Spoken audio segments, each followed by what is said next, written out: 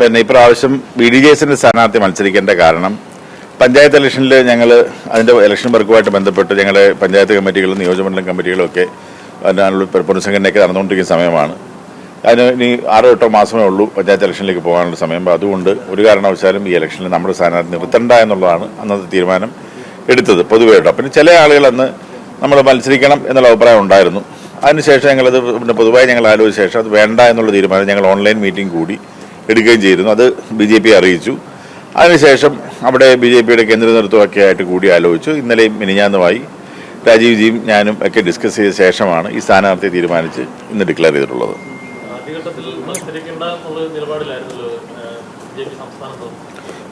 ഒരിക്കലും മത്സരിക്കുന്നില്ല എന്നും ആരും പറഞ്ഞിട്ടില്ലല്ലോ.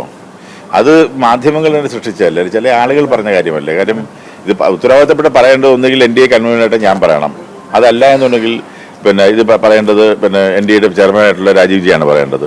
അദ്ദേഹവും പറഞ്ഞിട്ടില്ല, ഞാനും പറഞ്ഞിട്ടില്ല. അങ്ങനെ പറയാത്തൊരു കാര്യത്തെക്കുറിച്ചിട്ട് ഒഫീഷ്യലായിട്ട് അല്ലാത്ത ആരെങ്കിലും എന്തെങ്കിലും പറഞ്ഞിട്ടുണ്ടെങ്കിൽ അത് തെറ്റാണ്. അത് ഇന്നിപ്പോൾ ബോധ്യപ്പെട്ടല്ലോ. നാളെ നോമിനേഷൻ കൊടുക്കുകയാണ് 11 മണിക്ക്. ഞാനും പോകുന്നുണ്ട്, അതിൻ്റെ കാര്യങ്ങളൊക്കെ നടക്കുകയാണ്.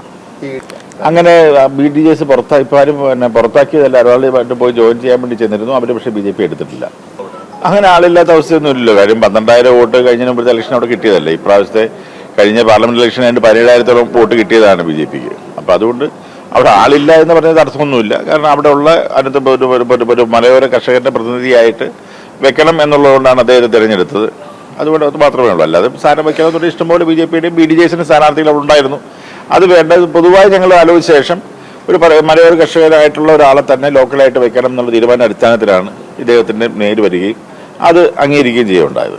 തീർച്ചയായും അത് കഴിയുന്നു തന്നെയാണ് ഞങ്ങൾ പ്രതീക്ഷിക്കുന്നത്. കാരണം അതിനുള്ള വർക്കുകൾ കംപ്ലീറ്റ് നമ്മൾ വളരെ സജീവമായി ചെയ്യുന്നതിനുള്ള ഒരു മാപ്പ് ഞങ്ങൾ നാളെ ഉണ്ടാക്കുന്നുണ്ട്. അതിനുശേഷം എൻ്റെ വർക്കുകളെല്ലാം ഫുൾ സ്വിംഗിൽ പോകുന്നതായിരിക്കും.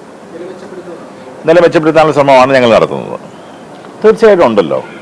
കാര്യം എല്ലാ സമുദായത്തിൻ്റെ വോട്ടും BJPക്ക് ആവശ്യമാണ്. അപ്പോൾ അതുകൊണ്ട് തന്നെ എല്ലാ സമുദായത്തിലുള്ള ആളുകൾക്കും അത് പ്രാതിനിധ്യം കൊടുത്തുകൊണ്ട് തന്നെയാണ് കാര്യങ്ങൾ മുഴുവൻ ചെയ്തുകൊണ്ടിരിക്കുന്നത്. അത് തീർച്ചയായും ഞങ്ങൾ പ്രതീക്ഷിക്കുന്നുണ്ട്.